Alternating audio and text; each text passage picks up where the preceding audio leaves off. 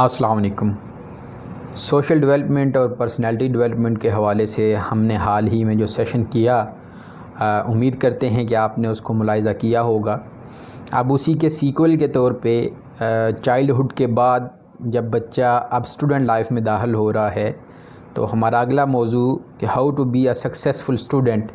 इसके हम 3 पार्ट्स में इसको करेंगे। सक्सेसफुल स्टूडेंट के लिए जो 3 लोगों का रोल है वो बड़ा ज़रूरी है, या यूँ कह लें कि सक्सेसफुल स्टूडेंट 3 सेगमेंट्स हैं जिनकी मेहनत के बाद एक सक्सेसफुल स्टूडेंट बनता है। इसमें सबसे पहले चाइल्डहुड के बाद जो अर्ली एज है, जिसको हम लड़कपन कहते हैं, अर्ली यूथ एज जो है, उसमें हमने पेरेंट्स के रोल को डिस्कस करना है। फिर बज़ाते ख़ुद स्टूडेंट का रोल है, और उससे भी पहले जो इन दोनों के दरमियान एक ब्रिज अप है वो है इंस्टीट्यूशन का रोल। तो हम आगाज़ करते हैं कि सबसे पहले ये जाना जाए कि सक्सेसफुल स्टूडेंट होता कौन सा है। बहुत से लोग इस बात को जानते हैं कि आज से 10, 20, 30 साल पहले ये बताया जाता था कि सक्सेसफुल स्टूडेंट वो होता है जो क्लास में से टॉप करता है। उसके लिए क्या होता था कि कुछ लिमिटेशंस नहीं होती थी। बहुत से स्टूडेंट्स होते थे, वो हर तरह के रिसोर्सेज को यूटिलाइज़ करके, चाहे वो रटे की सूरत में हो या ट्यूशन की सूरत में हो। और उस वक्त ये कहा जाता था कि जो स्टूडेंट, यानी मैं ये बताना चाह रहा हूँ कि जो हमारे स्टैंडर्ड्स हैं वो बहुत सी चीज़ों के साथ चेंज हो रहे हैं। तो अब सक्सेसफुल स्टूडेंट की जो तारीफ़ की जाती है वो ये की जाती है कि सक्सेसफुल स्टूडेंट सिर्फ वही नहीं होता जो पूरी क्लासेस में, अपनी स्कूलिंग में, कॉलेज लाइफ में, ओ लेवल्स में, ए लेवल्स में, यूनिवर्सिटी में, डॉक्टरेट में, पोस्ट डॉक्टरेट में जो टॉपर हो वही सक्सेसफुल स्टूडेंट हो। बल्कि सक्सेसफुल स्टूडेंट होने के लिए ये ज़रूरी है कि उसके अंदर जुहद मुसलसल हो, कंटिन्यूटी हो,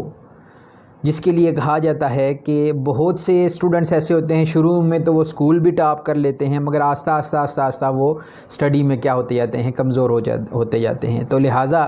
हम बुनियाद अपने सेशन की जिस बुनियाद के ऊपर हमने ये पूरा सेशन जो है वो डेवलप करना है, वो इस बात पे है कि सक्सेसफुल स्टूडेंट वो स्टूडेंट है जिसके अंदर आप कह सकते हैं कि मुसलसल आगे बढ़ने का जज्बा हो, वो फेलियर्स का डट के मुकाबला करने वाला हो, हिम्मत ना हारने वाला हो, जिसके अंदर कम हिम्मती ना हो, जो slow and steady wins the race के फार्मूले पे मुसलसल मेहनत करे, वो सक्सेसफुल स्टूडेंट है। अब इसमें हम पहले हिस्से में पेरेंट्स के रोल को आज के सेशन में डिस्कस करेंगे। दूसरे पार्ट में हम इंस्टीट्यूशन के रोल को, और फिर तीसरे पार्ट में स्टूडेंट का अपना रोल क्या है। हमारा मेन फोकस होगा अर्ली जो एज है स्टूडेंट की, उसके ऊपर, और आखिरी हिस्से में जो हमारा तीसरा पार्ट होगा उसमें हम उसकी कॉलेज लाइफ को और यूनिवर्सिटी लाइफ को भी डिस्कस करेंगे। अब यहाँ पे एक बात याद रखें कि 2 मिसाल लेते हैं हम, जिसकी वजह से हमें सारा अपनी जो बुनियाद है वो समझ आ जाएगी। कि 2 स्टूडेंट्स हैं। एक स्टूडेंट वो है जो पूरा साल पढ़ता है, मेहनत करता है, उसके एग्ज़ाम्स आते हैं, वो कुछ में कम मार्क्स लेता है, कुछ में ज़्यादा लेता है, और वो अगले मरहले में चला जाता है। इस दौरान उसने मेहनत की, उसने हर तरह की तंगी को बर्दाश्त किया, उसने बेशुमार खुशियाँ, जैसे शादियाँ होती हैं बाद का, तो उसको अपने पेपर्स की वजह से नहीं जाना पड़ा। और एक दूसरा स्टूडेंट है, वो पूरा साल जो है वो इंजॉय करता रहा, खेल कूद में ही मसरूफ़ रहा, और उसने कोई तवज्जो नहीं दी पढ़ाई की तरफ। तो वो अगर कामयाब हो भी जाता है, तो हमने जो थोड़ी देर पहले डेफिनेशन की, उस सूरत में वो सक्सेसफुल स्टूडेंट नहीं होगा। अब पेरेंट्स ने, जब हमने चाइल्ड डेवलपमेंट के ऊपर बात कर रहे थे कि उसकी फ़िज़िकल डेवलपमेंट के साथ, जब वो इन्फेंट था उसमें जो उसकी मेंटल ग्रोथ करने के बाद, अब उन्होंने बच्चे को स्कूल भेज दिया, स्कूल का इंतखाब कर लिया उन्होंने। अब पेरेंट्स का ये रोल है कि वो सक्सेसफुल स्टूडेंट बनाने के लिए, क्यों कि ये वो जो सक्सेसफुल स्टूडेंट है वो बेसिकली सिर्फ उस एग्ज़ाम की तैयारी नहीं कर रहा। आगे जाके हम इसको डिस्कस करेंगे कि वो उस तैयारी के दौरान बेसिकली लाइफ के जो यूँ कह लें कि अगले हिस्से हैं, उसके लिए उसकी शख्सियत का एक हिस्सा बनता जाएंगी वो चीज़ें, वो जिद्दोजहद, वो सारे एट्रीब्यूट्स जिसको हम आगे डिस्कस करेंगे। तो पता ये चला कि पेरेंट्स उसको बेसिकली स्कूल नहीं भेजने जा रहे, बल्कि उसको लाइफ का एक पहला स्टेज जो है उसके ऊपर भेजने जा रहे हैं। और याद रखें, ये ऐसे ही नहीं कहा जाता कि जो उसका माँ की जो गोद से लेके अब स्कूल की जो लाइफ तक उसकी जो ग्रूमिंग है, जो उसकी पर्सनैलिटी डेवलपमेंट है, एक एक दिन उसकी पर्सनैलिटी को आप यूँ समझें कि पहले दिन वो यहाँ पे था, तो अब एक एक स्टेप के साथ वो उस दिन के स्कूलिंग का जो टाइम है वो ऊपर जाता जाएगा। उसकी शख्सियत में अब हमने पॉजिटिव चीज़ें स्टेप बाय स्टेप ऊपर लेके जानी हैं, ये हमारे हाथ में है, स्टूडेंट के अपने हाथ में है। उसके बाद जो उसका इदारा है उसके अपने हाथ में है। तो पेरेंट्स के लिए जो यहाँ पे चीज़ें ज़रूरी हैं वो ये है कि सबसे पहले ये देखें कि स्कूल और टीचर्स वो उस कैलिबर में जहाँ पे वो समझें कि यहाँ पे इसके लिए ये अच्छी तरबियत गाह हो सकती है, जहाँ पे टीचर्स उसके लेवल के ऊपर आके उसको कर सकते हैं, तो वहाँ पे उसको एडमिट करवाया जाए। दूसरी चीज़ इसके अंदर आती है कि स्टूडेंट्स को डे केयर सेंटर में, प्ले ग्रुप में, नर्सरी से लेके ऊपरी क्लासों तक स्कूल के हवाले देने के बाद पेरेंट्स की ज़िम्मेदारी ख़त्म नहीं हो जाती, बल्कि डेली बेसिस पे उन बच्चों को तवज्जो देना ये पेरेंट्स का काम है। उस बच्चे की डायरी देखना, उस बच्चे की कंपनी को देखना, वो कैसी बातें स्कूल से सीख के आता है। और यहाँ पे एक बात अहम जो करना चाह रहा हूँ कि पहले ये होता था कि कहा जाता था कि बच्चे को आप बाहर गली मोहल्ले में ना जाने दें, वहाँ से बुरी बातें सीख के आएगा। आज सूरत हाल क्या है, जब बच्चा 3 से 4 माह का बच्चा मोबाइल यूज़ करना शुरू हुआ है, घर में केबल नेटवर्क आ गया है, वो स्कूल में जा रहा है, बच्चों के साथ उसकी डीलिंग हो रही है,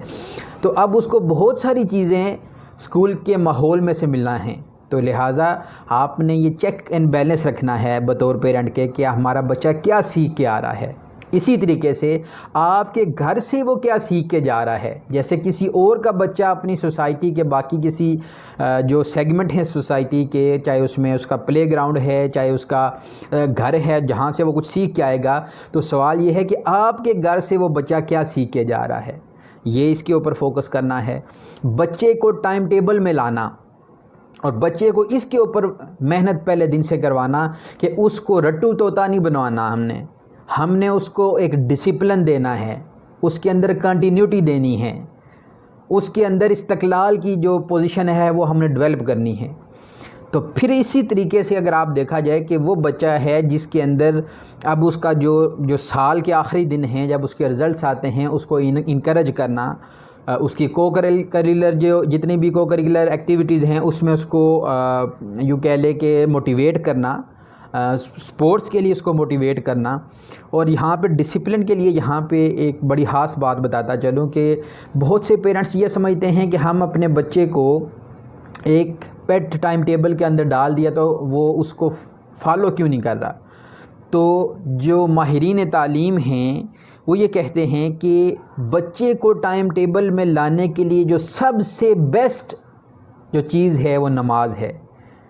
जिस बच्चे ने सुबह फजर के लिए उठना है, जिसने टाइम पे नमाज ज़ोहर पढ़नी है, जिसने असर के बाद खेल कूद के लिए जाना है, जिसने मगरिब के बाद घर पहुंचना है, जिसने डिनर के लिए अपनी इशा को मद्देनज़र रखना है, वो बच्चा अपने टाइम टेबल को आउट नहीं होने देगा। और दुनिया में जितने भी मेहनती बच्चे जिनको आप सक्सेसफुल कह सकते हैं, जो कंटिन्यूटी के साथ आगे बढ़ते हैं, उनकी अगर आप अक्सरियत को उठा के देखें तो वो डिसिप्लिन्ड बच्चे होते हैं। तो इस तरीके से ये बात यहाँ पे हम कंक्लूड करके मज़ीद जो है इसके अंदर कुछ चीज़ें ऐड करेंगे कि पेरेंट्स का ये रोल है कि बच्चे की जो सोने की हैबिट है, जागने की हैबिट है, बच्चे को किस टाइम पे स्टडी करवाना है। अब जैसा मैंने आपको बताया कि चीज़ें बहुत तेज़ी से बदल रही हैं। पहले ट्यूशन अकेडमी में जाना या ट्यूशन पढ़ना नालायक होने की अलामत होती थी। आज जो बच्चा ट्यूशन अकेडमी में नहीं जाता उसको नालायक समझा जाता है। इसी तरीके से पहले एक शेड्यूल होता था, अब ये है कि बच्चा वो एक ही टाइम पे उसने स्कूल को भी टाइम देना है, होमवर्क भी करना है, ट्यूशन एकेडमी को भी देखना है, कारी साहब के पास भी पढ़ना है। तो यहाँ पे पता चला कि हमें उसका जो पूरा 24 घंटे का शेड्यूल बनाना है, उसमें हमने देखना है कि उसका स्कूल, उसकी एकेडमी और उसके जो भी अतालीक उसको घर में आके पढ़ाते हैं, तो हमने उसकी मेंटल डेवलपमेंट के मुताबिक लेना है। एक टीचर मशरक़ की तरफ उसकी बात कर रहा हो, दूसरा मगरब की तरफ बात कर रहा हो, तो बच्चे की शख्सियत पहले दिन से ही जो है वो डिस्टर्ब होना शुरू हो जाएगी। यहाँ पे एक और चीज़ आप नोट करें कि कुछ ऐसे बच्चे होते हैं कि वो शुरू में लायक या मेहनती नहीं होते, तो बच्चे को पहले दिन ताने देना, उनको कंपेयर करना किसी और बच्चे के साथ, और ये कहना कि आप तो हमेशा से नालायक हैं, इससे बच्चे की जो शख्सियत है वो मस्ख होती है, मस्खशुदा पर्सनैलिटी का उसका हिस्सा बन जाती है। तो लिहाजा हमारा ये काम है कि बीइंग पेरेंट्स हम बच्चों को इनकरेज करें। हार गया है उसको, बाज़ बच्चे अभी जो लेटेस्ट जो रिसर्च आई हैं, बेशुमार बच्चे बड़ी अर्ली एज में वो डिप्रेशन और स्ट्रेस में चले जाते हैं। तो बच्चे के ऊपर ये प्रेशर रखना कि आपने टॉप ही करना है। फिर हम सुइसाइड्स के जो वाक़यात सुनते हैं कि बेशुमार स्टूडेंट्स जिनका मैट्रिक में बिलखसूस या ओ लेवल्स में या ए लेवल्स में अपनी फैमिली में एक चैलेंज होता है, आपने कम से कम ये करना है तब जाके आप जो है वो इंसानों की फहरिस्त में आएंगे, तो वो बच्चे स्ट्रेस में रहते हैं। तो हमने अपने बच्चे को शुरू दिन से उसकी जो मेंटल हेल्थ है उसको डिस्टर्ब नहीं करना, बच्चे को इनकरेज करना और उसको ये कहना कि बस आपका काम था मेहनत करना, जो आपने अचीव किया है बेटा शाबाश, अगले साल आपने मज़ीद मेहनत करनी है। इसी तरह कुछ बच्चे पेपर्स के दिनों के दौरान आके डिप्रेशन का शिकार होते हैं। अब पेरेंट्स क्या करते हैं, वो उसको फिर ताने देना शुरू कर देते हैं, बेटे इसलिए मैं कहता था ना साल के शुरू में ही पढ़ते रहो। अब देखा ना, इससे बच्चा और परेशान होगा। बच्चा अगर आपके पेपर्स के दिनों में परेशान है, उसके करीब बैठें, उसको कहें बेटे कोई मसला ही नहीं है, आप ये पेपर्स ऐसे कर गुजरेंगे, उसको इनकरेज करें, उसको कहें। और अगर खुदा न खास्ता नहीं भी कर सकते तो क्या होगा। तो लेटेस्ट जो पिछले 10 सालों में वाक़यात ऐसे आए कि बच्चों के इवन मिड टर्म्स के ऊपर वो खुदकुशियाँ कर रहे हैं। तो हमें अपने बच्चों को उस रेस में नहीं शामिल करना जिसकी वजह से कल जाके वो ड्रग्स करना शुरू कर दें यूज़, और इसके अलावा वो सोसाइटी में उस कंपनी में अपने लिए कंफर्ट जोन बना लें जो उनके लिए डेंजरस हो सकती है इन द लॉन्ग रन जाके। तो लिहाजा पेरेंट्स उसकी जो एक्टिविटीज़ हैं उसके ऊपर मद्देनज़र रखते हुए कि इसको हमने आगे कैसे लेके चलना है, अपने टाइम टेबल को उसी तरीके से जो है वो ऑर्गेनाइज़ करें, उसको ऐसी बुक्स के साथ उसका शगुफ़ बनाएं जो हमने काफ़ी सारी बातें इसका हिस्सा। अब ये वो बच्चा है जिसके लिए हम डिस्कस कर रहे हैं कि वो अब 5th क्लास से ऊपर चला गया है, तो उसको आप आस्ता आस्ता उसके लेवल की किताबों को अदर दैन पढ़ाई के भी उसको पढ़ाना शुरू करें, उसको अच्छी अच्छी पोइट्री सुनाएं, तसव्वुफ़ के वाक़यात सुनाएं, सुन्नत रसूल सल्लल्लाहु अलैहि वसल्लम की जो किताबें हैं सीरत की, अहादीस की, उसकी तरफ आस्ता आस्ता उसका शगुफ़ बढ़ाएं, कुरान पाक को तर्जुमा और तफसीर की तरफ लाएं उसको। डेली का अगर आपका बच्चा नमाज़ पढ़ रहा है और आपने उसके अंदर ये एक सोच डाल दी कि बेटे आप एक रुकू ही पढ़ लें डेली, ठीक है, दुरूद और सलाम की, आगे हम इन सारी चीज़ों का देखेंगे कि मेमोरी का पे इनका क्या इम्पेक्ट होता है और बाकी जितनी भी दीगर जो बरक़ात हैं वो आप देखेंगे। तो लिहाजा बीइंग पेरेंट्स सिर्फ उनको महीने के आखिर पे सैलरी कमा के दे देना ये हमारी ज़िम्मेदारी नहीं है, अच्छे अच्छे खाने पका के दे देना, अच्छी ड्रेसिंग लेके देना सिर्फ यही ज़िम्मेदारी नहीं है, बल्कि उनको एक अच्छा फ़र्द बना के सोसाइटी को देना। जिस सोशल डेवलपमेंट की हम बात कर रहे हैं और जिस एजुकेशनल साइकोलॉजी की हम बात कर रहे हैं, इसी से पर्सनैलिटी डेवलप होते होते होते कल जाके वो अपनी लाइफ का एक सक्सेसफुल लीडर बनता है। अब मसला हमारे साथ अलमिया ये है कि हम एक कम्प्लेक्स एजुकेशनल सिस्टम के साथ लेके चल रहे होते हैं अपने बच्चों को, और कई तज़ादात हमारी शख्सियत में होते हैं जिनको बच्चा ऑब्ज़र्व कर रहा होता है, सोसाइटी के तज़ादात को ऑब्ज़र्व कर रहा होता है। वो टीचर जो उसको बहुत अच्छे लेसन्स दे रहे होते हैं, मगर उनकी अपनी शख्सियत में जब वो तज़ादात को देखता है तो फिर क्या होता है, वो आजकल का स्टूडेंट ये वो स्टूडेंट नहीं है। आज हमारी टाइम में, आज से यानी मैं अगर बात करूँ यानी 90s की दहाई में, तो हेडमास्टर साहब या प्रिंसिपल के कमरे में जाना ऐसे ही होता था जैसे कोई बहुत बड़ा जो है वो आपने मार का सर करना है। आज का बच्चा नर्सरी और प्रेप में प्रिंसिपल के कमरे में पहुंचा होता है। तो अब बहुत सारी चीज़ों में चेंजिंग आ गई है और हमें उसी हिसाब से जो उनको डेवलपमेंट देनी है वो उसी हिसाब से हमने उनको अपडेट करना है। इसी तरीके से अगर आप बात करें तो दौरे तालिब इल्मी की जो कामयाबी है ये सिर्फ़ उसकी स्टूडेंट लाइफ की कामयाबी नहीं है, या जो डेवलपमेंट आप उसकी स्टूडेंट लाइफ में कर रहे हैं, अगर आप देखा जाए तो तदरीजन ये एक ऐसा प्रोसेस है जिसके अंदर आप अपने उस बच्चे को लाइफ के जो फर्दर आने वाले जो स्टेप्स हैं उनके लिए आप तैयार कर रहे होते हैं। तो एज अ कंक्लूजन पेरेंट्स की ये ज़िम्मेदारी है कि जिन्होंने बच्चे की चाइल्ड डेवलपमेंट में अपना रोल प्ले किया, अब उनकी ज़िम्मेदारी अभी ख़त्म नहीं हुई। अभी बच्चों को आपकी तवज्जो चाहिए, उनको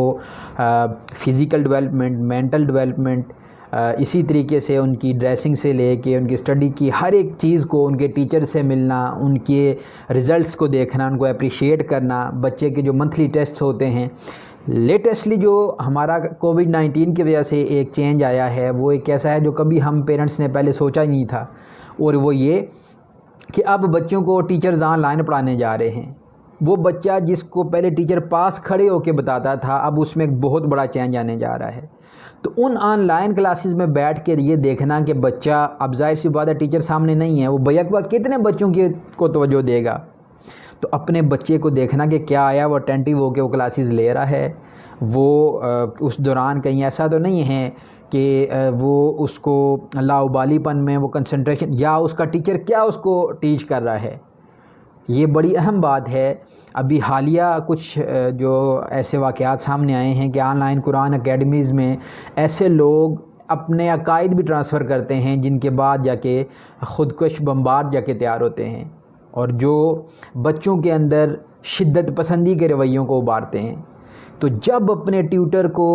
अपने बच्चे के टीचर को, अपने बच्चे के इंस्टीट्यूट को आप जो है वो सिलेक्ट करने जा रहे हैं, इन चीज़ों का ख्याल रखना है। इन सारी चीज़ों से लाताल्लुक़ नहीं हो जाना, और उनको स्कूल के खाते में डाल के टीचर के या तालीक या जो ट्यूटर है उसके हैंड ओवर करके आपकी ज़िम्मेदारी ख़त्म नहीं हो जानी।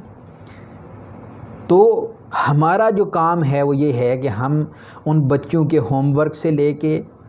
उनकी किस तरह की कंपनी है, वो घर आके क्या कंसीव करते हैं, हम फिर उसके बाद अगली चीज़, ऐसी मूवीज़ हैं जो बच्चों को पॉजिटिवली आगे बढ़ने के लिए जज्बा देती हैं, बजाय उनको हम पड़ोसी मुल्क की चीज़ें दिखाएं या केबल नेटवर्क की। ठीक है, बच्चे देखते हैं, उनको दिखाएं, मगर कुछ लिमिटेशंस रखें, और उस देखने के भी टाइम को उसके लिए प्रोडक्टिव बनाएं। बहुत अच्छा ड्रामा जिसका हमने पिछले सेशन में भी जिक्र किया था,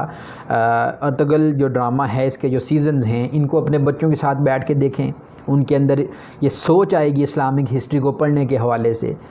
इसी तरीके से चाइना की बेशुमार मूवीज़ हैं जो अपने बच्चों के, ईरान की बहुत अच्छी मूवीज़ हैं जो अपने बच्चों को, जिनकी पर्सनैलिटी डेवलपमेंट के ऊपर और उनको एक सक्सेसफुल स्टूडेंट और अच्छा इंसान बनाने के लिए जिसके ऊपर बड़ा काम किया गया है। अल्लाह करे हमारा मुल्क भी इसके ऊपर मज़ीद मेहनत करे। पहले जो हमारा कौमी चैनल है, इसके ऊपर ऐसे ड्रामे दिखाए जाते थे जो बच्चों के अंदर इसके एट्रीब्यूट्स को डेवलप करते थे। तो लिहाजा